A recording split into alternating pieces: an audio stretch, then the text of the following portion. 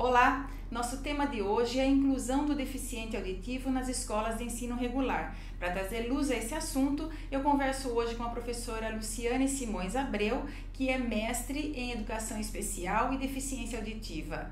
Bem-vinda, professora Luciane. Bom dia, Mina. É uma satisfação estar no seu programa.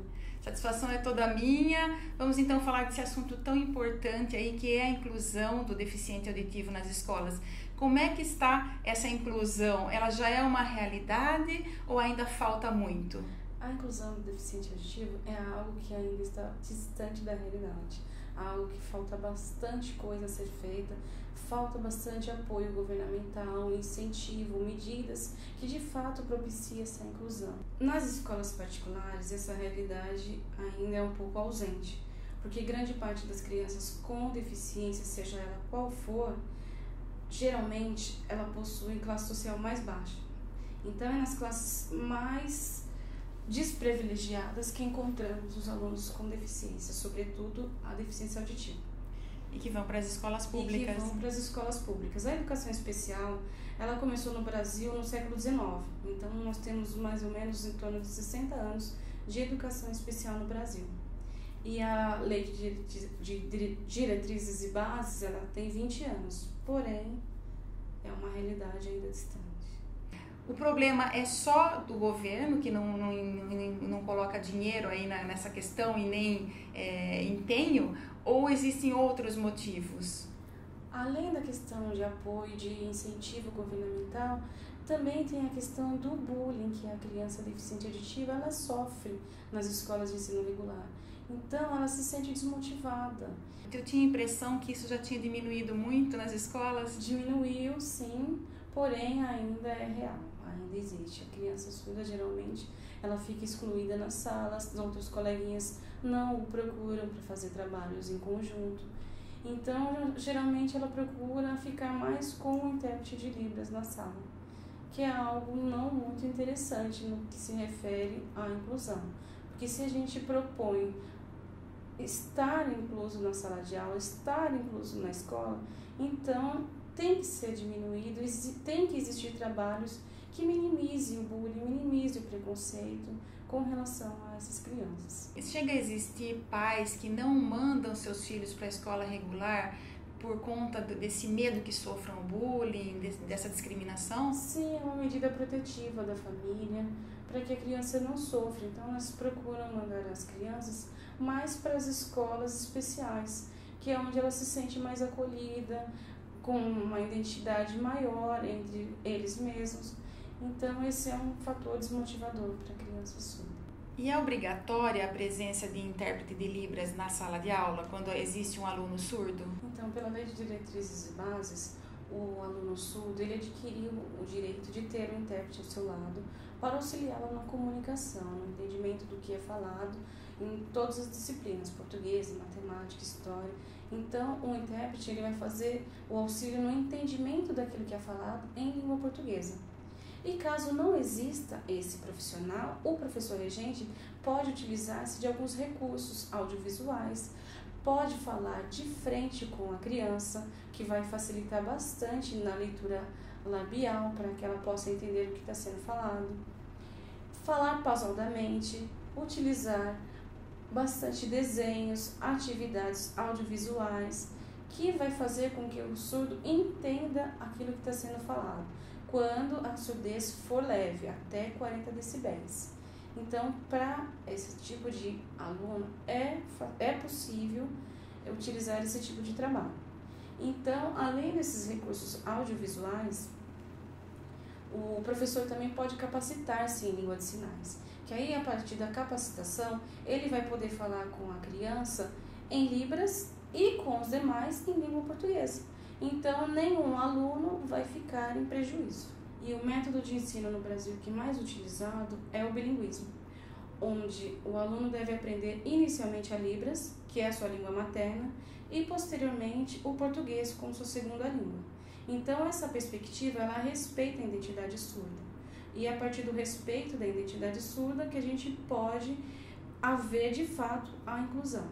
Então, existem métodos específicos para o ensino para o deficiente auditivo? Existe o bilinguismo, existe a comunicação total, existe o oralismo. E qual é a diferença aí? Como é que é o oralismo, a comunicação total? No que eles se diferem do bilinguismo? O oralismo, ele faz com que o aluno surdo, ele aprenda a falar. Porém, dependendo da sua surdez, se for uma surdez severa, uma surdez profunda, ou mesmo anacúsia, que é a ausência total da comunicação, ausência total da audição, ele não vai conseguir desenvolver a fala. Porém, se ele tiver uma surdez leve, que atinge até 40 decibéis, ele consegue se desenvolver pelo método oralismo, que aí, com o apoio de fonoaudiólogos, terapeuta ocupacional, ele consegue se desenvolver fazendo a leitura labial. Então, a partir desse trabalho de fonoarticulação, aí ele consegue se desenvolver. Porém, se for uma surdez de comprometimento maior, aí o bilinguismo seria um método mais utilizado e mais aplicado. E a comunicação total? A comunicação total, ela utiliza de vários recursos, tanto fonoarticulatórios quanto a libras. Então, tudo que for necessário é utilizado. Porém, o bilinguismo, ele seria o método adequado porque o surdo, ele precisa inicialmente aprender a sua língua materna, que é a libras.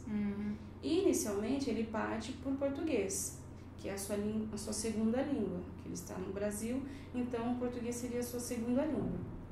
Então ele auxilia de fato a sua inclusão, que nas escolas regulares eles ensinam o português. Então, para ele estar incluso, ele precisa saber a língua de sinais, que é a sua língua materna, e o português, que é a língua regente do país. Então, o surdo, quando ele vai para a escola, ele tem aí, pela lei de diretrizes e bases, o direito a um intérprete de Libras, mas nem sempre pode contar com esse intérprete. E o professor tem que fazer das tripas coração, né, para lidar com esse aluno na classe. E esse professor, ele pode usar algumas técnicas mais simples, como você falou, falar de frente para a classe, nunca dar as costas, usar recursos audiovisuais e pode se capacitar em Libras.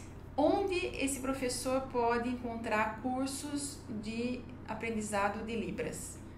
Bom, existem hoje universidades capacitadas para estar dando um curso de Libras, existem cursos em Salto também.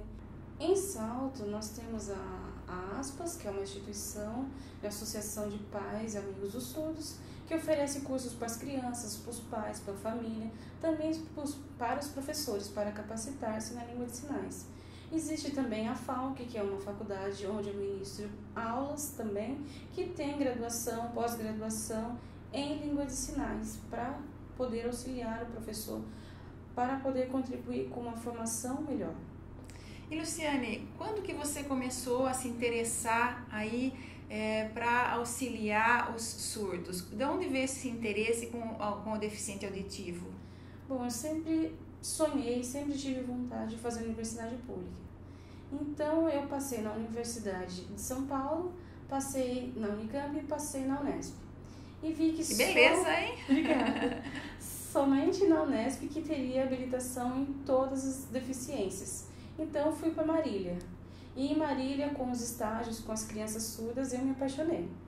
E aí, esse trabalho já dura 15 anos, que eu faço a tradução, interpretação em língua de sinais, auxilio as crianças no que for preciso, sobretudo na alfabetização do surdo, que existem várias técnicas e métodos para auxiliá-los. Inclusive, você foi a primeira intérprete de Libras aqui da região, né? Eu sou a primeira intérprete de Libras do Estado, no nível de diretoria de ensino de Itu, e é um prazer estar trabalhando com crianças surdas. Trabalho no Estado, trabalho na universidade pública, universidade particular, então é uma área que eu gosto de desenvolver com muita paixão.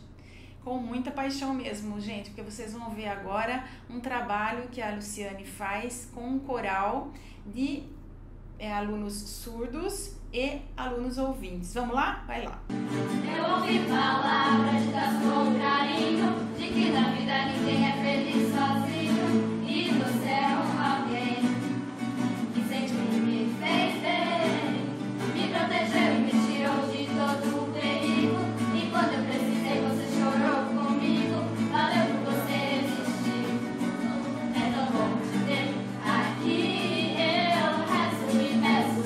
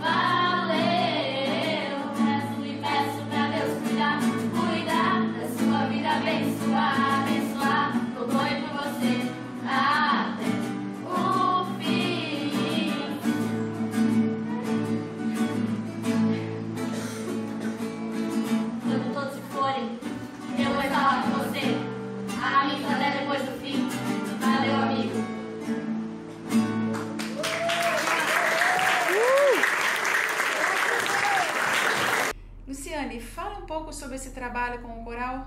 Esse coral eu venho desenvolvendo também há 10 anos, onde eu apresento um coral que é falado e um coral sinalizado. Então, tem alunos surdos e alunos ouvintes participando desse coral, porque quando a gente pensa em música, a gente associa algo falado, oralizado. Então, eu trouxe a oportunidade de um coral que tem essas duas vertentes, a música falada e a música sinalizada. Luciane, você dá assessoria, dá cursos nessa área? Sim, eu sou professora de nível superior também, então eu estou à disposição para estar trabalhando como professora de ensino superior, no que se refere à inclusão ou em outras disciplinas também. E também dou capacitação para as empresas em cursos de Libras. Então eu estou à disposição para o que for Faça necessário. seu contato! Bom, eu tenho o Facebook, que é Luciane Abreu Calderon. Tenho um e-mail também, que é o abreu.luciane@bol.com.br, onde eu estou disponível para dar cursos, palestras, trabalho de tradução e interpretação em Libras, no que for necessário relativo à inclusão. Para empresas também? Para empresas também, porque existe a lei também, tem que ter uma cota de deficiente surdo, deficiente auditivo ou outras deficiências também nas empresas. Então tem que ter essa formação, porque o chefe tem que saber comunicar-se com o funcionário. Então, para isso, eu desenvolvo esse trabalho, para ele poder comunicar-se bem com o funcionário deficiente. Luciane, muito obrigada pela sua participação aqui no Lado a Lado. Muito obrigada mesmo e parabéns por esse belo trabalho que você realiza aí junto aos deficientes auditivos. Obrigada, foi um prazer estar no seu programa. E obrigada a você que nos acompanha aqui no Lado a Lado. Se você gosta, curta, comente, dê um like, inscreva-se no nosso canal, recomende aos amigos. A gente se vê no próximo daqui a uma semana. Beijo e até lá. Beijos.